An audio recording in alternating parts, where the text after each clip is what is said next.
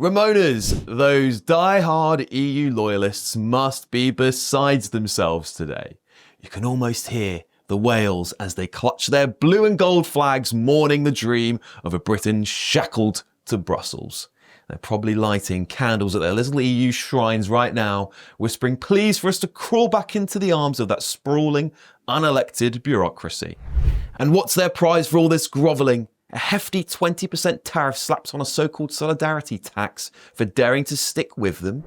Meanwhile, here we are, standing tall outside the EU's clutches, watching another Brexit dividend unfold before our eyes. Someone cue Rule Britannia.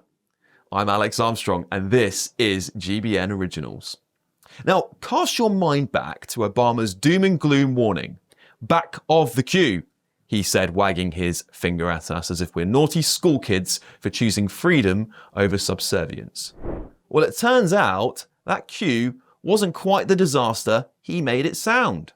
Fast forward to last night, and Donald Trump's grabbing the headlines again. The man is not messing around. He's laid out a tariff plan that's got the world up in arms. Several countries are in the crosshairs, and he's dubbed it America's Liberation Day. No shrinking violet, Trump, he's talking big, bold, reciprocal tariffs, a tit-for-tat approach that says if you hit us, we'll hit you back. It's a strategy aimed at balancing the books with everyone he deems hostile, allies and enemies alike. Well, love him or not, you can't deny the guy has got a vision for America. But why now? Why is America suddenly throwing up these trade barriers? It's quite simple, really. Globalization has failed the average worker, particularly in the United States, but all over the West. For decades, factories have been closed, towns hollowed out, and the middle-class jobs vanished overseas. Corporations made billions shipping production to China, Mexico, and anywhere they could dodge taxes and cut labor costs. And what did the West get in return? Cheap goods, yes, but at the cost of self-reliance. America became dependent on nations that don't share its values, plain and simple. Countries that don't play fair, whether it's China manipulating its currency or the EU slapping hidden tariffs under the guise of regulations. Trump's tariffs are simply a correction, a sign that America is done being the world's economic doormat. And what's at the heart of it? Jobs, production. Trump's betting big on manufacturing, going back to American shores. Picture it now, factories humming again, workers clocking in, goods stamped made in the USA. If he pulls it off, it's not just a win for industry giants, it's a lifeline for America's poorest civilians, the ones that have been left behind by decades of outsourcing. That's the pitch. Whether it sticks at the landing, whether it's a story, another story, whether it's something that's going to work out, that's yet to be determined. But the ambition is there, and it's hard to argue with the logic of putting your own people first, isn't it? This video is sponsored by Saily. Saily is a brand new eSIM service app. What it does is get you a local SIM card that you can use when you're traveling, so you don't have to pay those crazy roaming fees just to send a text back home.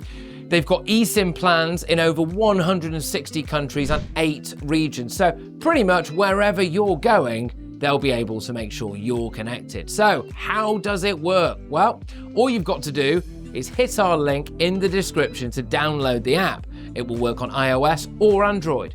Buy a plan, you can choose the best time frame for you, and then just install the eSIM on your phone. When you land at your holiday destination, you can activate your plan instantly.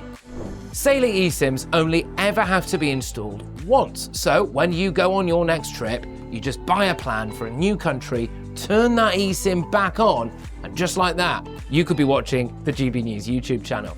You can be connected anywhere you go, and you don't have to deal with patchy Wi-Fi in your hotels. So get sorted for your next trip by downloading Saily using the link in the description below, and if you use our code NEWS at checkout, you'll get an exclusive 15% discount on us. So how does America get away with this? Well, it's very, very simple. They have got the muscle. The US is an economy, it's a juggernaut of an economy. It is the world's consumer, the biggest currency. Everyone is tied to it. They can throw their weight around, set the terms, and make others blink first. And Trump's playing that card very, very hard, using tariffs as a battering ram to reshape global trade in America's favor. It's not subtle at all, is it? I mean, he brought out a big list, a Eurovision-style list of countries, but it's effective and it's got everyone talking. So let's be honest about our struggle here in the UK, because it's not just about Brexit, as the Remainers and Rejoiners would love for you to believe. For decades, here in the UK, we have sold off our industries, very much like America, to global corporations, letting foreign firms buy up our utilities, our factories, and even our infrastructure. A prime example of this is the Chinese owner of our last blast steel furnace, and he is threatening to shut it down completely. That doesn't sound like sovereignty to me. We outsourced, we imported, and we let cheap labour from overseas cut British workers' jobs and their salaries. That 10% tariff we're stuck with, well, it's not just a post-Brexit issue, it's a symptom of decades of economic mismanagement where we prioritise short-term profits over long-term national strength. But here is the silver lining. Trump's move shakes the board up entirely. Supply chains will shift, alliances are going to flex, and we've got a chance to rebuild, to reclaim our industries, and to put British businesses first. But the real challenge is bigger. How do we rebuild Britain as a self-sufficient country? Let's be blunt. Brexit wasn't just about sovereignty, it was about economic self-sufficiency. It was about the UK breaking free from a system that prioritised Brussels over Britain.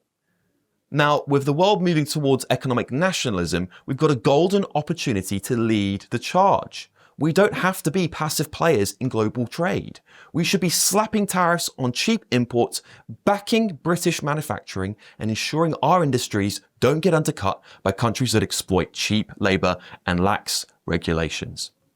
The writing is on the wall. The era of globalization is over.